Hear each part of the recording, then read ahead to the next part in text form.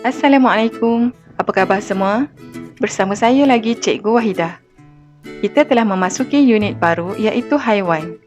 Tajuk kita pada hari ini ialah kemandirian spesies haiwan.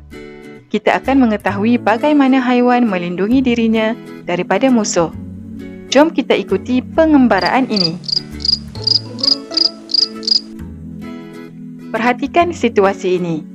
Beberapa ekor ketam dan kura-kura di tepi pantai. Tiba-tiba, datang seekor helang menghampiri ketam dan kura-kura itu. Adakah helang dapat menjadikan ketam atau kura-kura sebagai makanannya? Tidak, kerana ketam dan kura-kura mempunyai cangkerang yang keras. Selain itu, ketam juga mempunyai sepit yang tajam. Tahukah kamu, haiwan-haiwan mempunyai ciri-ciri dan tingkah laku khas untuk melindungi diri bagi memastikan kemandirian spesiesnya. Apakah yang dimaksudkan dengan kemandirian spesies haiwan? Kemandirian spesies ialah keupayaan haiwan untuk mengekalkan spesiesnya bagi mengelakkan kepupusan. Bagi mengekalkan spesiesnya, haiwan perlu berlindung daripada musuh, berlindung daripada cuaca melampau, melindungi telur dan memastikan anaknya terus hidup. Mari kita lihat bagaimana haiwan berlindung daripada musuh. Ciri-ciri khas pada anggota badan haiwan dapat melindungi mereka daripada musuh. Yang pertama, terdapat haiwan yang mempunyai sengat yang mengeluarkan bisa. Contohnya lebah, lipan dan tebuan. Terdapat juga haiwan lain lagi yang mempunyai sengat dan berbisa. Yang kedua, mengeluarkan bau busuk. Contoh haiwan tersebut seperti pepijat, kumbang dan lipas. Musuh tidak akan mendekati mereka kerana bau yang busuk. Ketiga, corak menyerupai mata palsu, contohnya rama-rama. Corak mata palsu tersebut bertujuan untuk memperdayakan musuh. Keempat, sisik keras. Sisik keras yang terdapat pada buaya dan ikan arapaima melindungi dirinya daripada kecederaan.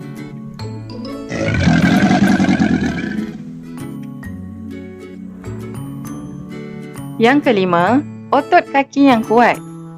Contohnya kuda, arnab dan katak. Otot kaki yang kuat adalah untuk bergerak pantas bagi menyelamatkan diri daripada musuh. Terdapat juga haiwan lain yang mempunyai ciri khas yang sama dengan haiwan ini. Cuba kamu kenal pasti. Keenam, mempunyai tanduk tajam yang digunakan untuk mempertahankan diri ketika diserang musuh. Contohnya rusa, kerbau dan seladang. Sesetengah haiwan seperti kerbau, badak dan gajah juga mempunyai kulit yang tebal dan keras. Dan yang terakhir bercangkerang. Antaranya kura-kura, siput dan belangkas. Cangkerang ini melindungi anggota badannya dari cedera apabila diserang.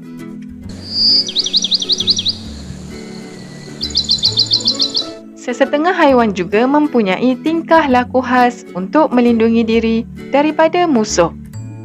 Tingkah laku khas bermaksud perlakuan tertentu yang dilakukan supaya dapat menyelamatkannya. Antaranya landak. Landak akan memecut masuk ke dalam sarang bawah tanah jika diserang. Jika gagal melarikan diri, landak akan mengembangkan duri tajam pada badannya untuk menakutkan musuh. Musuh yang cuba menyentuh badan landak akan tercucuk duri tajam tersebut. Bagaimana pula dengan ikan buntal? Ikan buntal pula akan mengembungkan badannya yang berduri tajam sehingga saiznya menjadi 3 kali ganda untuk menakutkan musuh. Ikan buntal juga adalah sejenis ikan yang beracun. Cicak dan gurita akan memutuskan anggota badannya apabila diserang. Cara ini akan menyebabkan musuh keliru sementara cicak dan gurita melarikan diri. Ada juga haiwan di laut yang menyemburkan dakwat hitam ke arah musuh apabila diserang, seperti sotong dan gurita. Kemudian, haiwan ini akan melarikan diri dengan pantas untuk menyelamatkan diri. Lihat tingkah laku kura-kura ini. Ia akan memasukkan anggota badan ke dalam cangkerang apabila berasa terancam. Begitu juga dengan siput ini. Manakala, tenggiling dan ulat gonggok pula akan menggulungkan diri apabila terancam.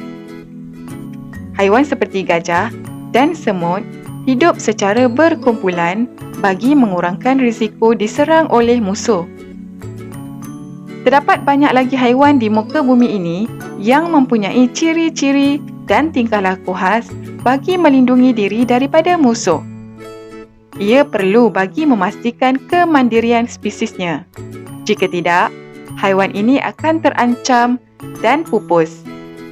Kamu boleh mencari maklumat tambahan mengenai haiwan dari pelbagai sumber yang ada. Sampai di sini dahulu penerangan saya pada hari ini. Jumpa lagi di lain masa. Assalamualaikum.